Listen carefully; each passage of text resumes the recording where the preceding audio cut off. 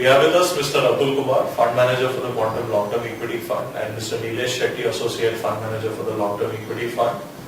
A fund which has completed its 10-year track record, which is quite a milestone in the mutual fund industry space. Atul, in these last 10 years, the markets have seen quite a few ups and downs, and now I talk with respect to the market. That with the Lehman crisis, markets were crashing, and then with the euphoria of a new government coming in, the markets have gone up. Now that euphoria seems to be dying down. So a lot of ups and downs. So how did the fund kind of flow through these periods? Okay. So the fund was launched somewhere in March of 2006, and from there on we were sitting on relatively high cash levels initially. Obviously we deployed the cash, but even when the markets were peaking somewhere at the time of Jan 08, our cash levels were still significantly high, in the range of about 15% or so at that point of time. And then after that there was a correction. So we were, till that point of time we were sitting in a lot of cash.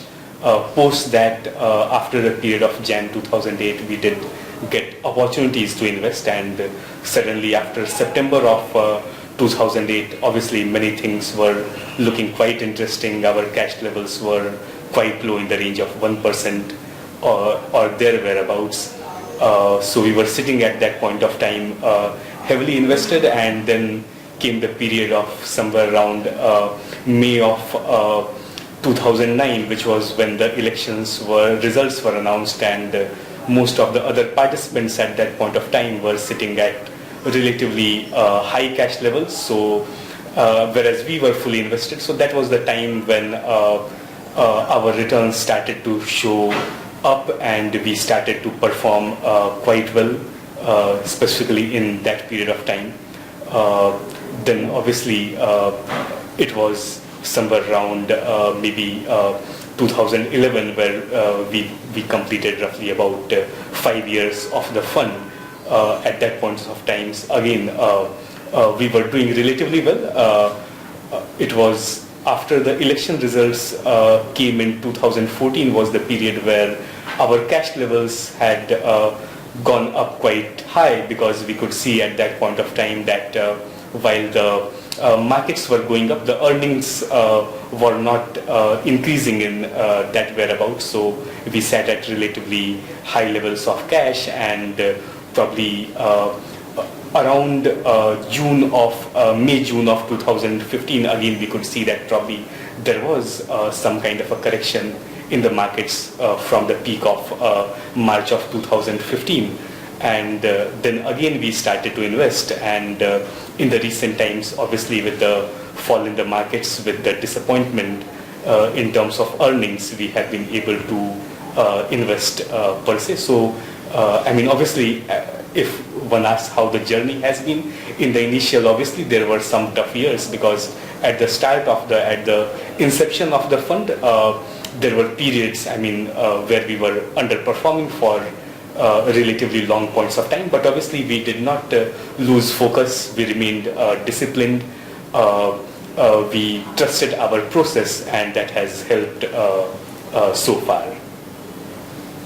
Speaking about cash levels, Nilesh, there have been times where the fund has been in very high amounts of cash, where the markets are doing relatively well. Yes, that is a part of the value investing and the process that Atul touched upon. Could you kind of elaborate on the cash levels, and how do you actually take cash calls, or how does it kind of work?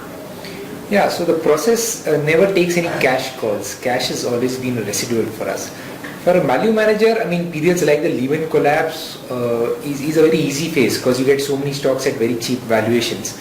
The tougher phases are when you have euphoria in the market, like we had last year, when our cash levels touched a high of almost 32%. At that time, to be patient, to know that we will not put investors' capital at risk, and the process is telling us not to allocate capital since no new stocks are hitting up high limits, is a tough phase for investors to go through. But having gone through that phase multiple times, Quantum has been blessed to have an investor base where we did not receive that many queries despite that high cash levels, because that was expected. People who have seen us manage money for a long period of time now understand that in rising markets where there is no value, the fund will sell out of stocks which are expensive, and we will wait patiently for valuations to come back to reasonable levels. After the collapse, over the last 6 months, again our cash levels have dropped dramatically, and at the end of Feb it was less than 5%. And that has been the history of the fund. Every time valuations have turned expensive, we have sold out of stocks which we believe did not offer value, and we have waited patiently for valuations to come back. And that is what you see in our long-term performance, where over a long term now the fund has delivered returns outperforming the benchmark.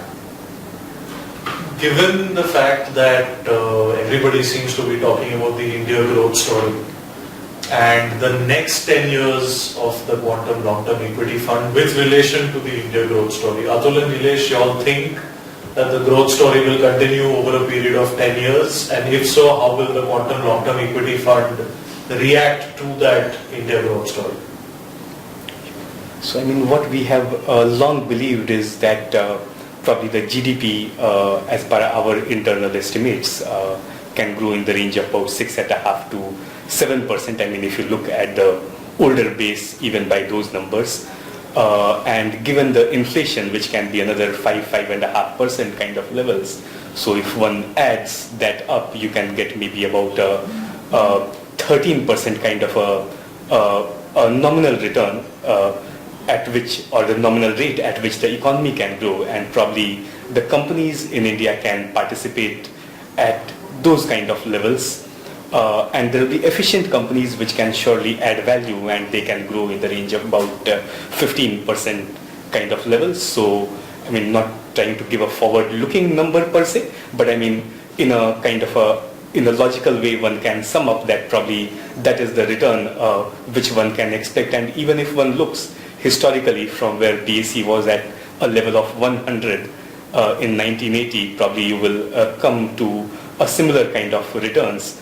Also, given the fact that we have a relatively high savings rate, and that can, I mean, a savings rate which is anywhere, depending on the years, in the range of average about 30%, that can easily sustain a growth rate of about 6.5% kind of a GDP. I mean, there is a population which can probably give demographic dividends. Obviously, there is a other side of it also, that probably if you are not getting those people employed, then there can be problems. But I mean, over a longer period of time, obviously we remain quite positive, quite bullish on India. I mean, you look at most of the parameters, any of the product, or in most of the products we remain under-penetrated. So we believe that there is a lot of scope to grow. Yeah, so just to add to Atul, we believe India remains a multi-decade story. It's not a 3-4 year story. And like Atul said, most categories in India, we are not even close to emerging market consumption levels. So India will grow no matter what happens in the West. So what happens in the West in terms of the US and Europe and Japan, again, they might have an influence on the share price of companies by the way of flows coming in and out, but the business of most of the Indian companies is not impacted.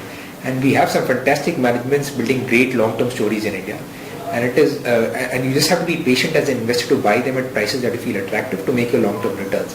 And no matter what newspapers tell you in terms of economic activity with China slowing down and US slowing down and Europe slowing down, you need to understand that India will grow, and India will grow for the next few decades easily. And you want to participate in that growth.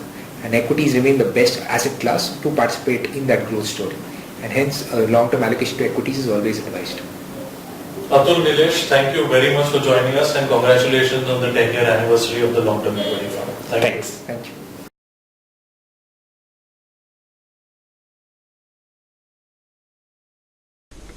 Mutual fund investments are subject to market risk. Read all scheme related documents carefully.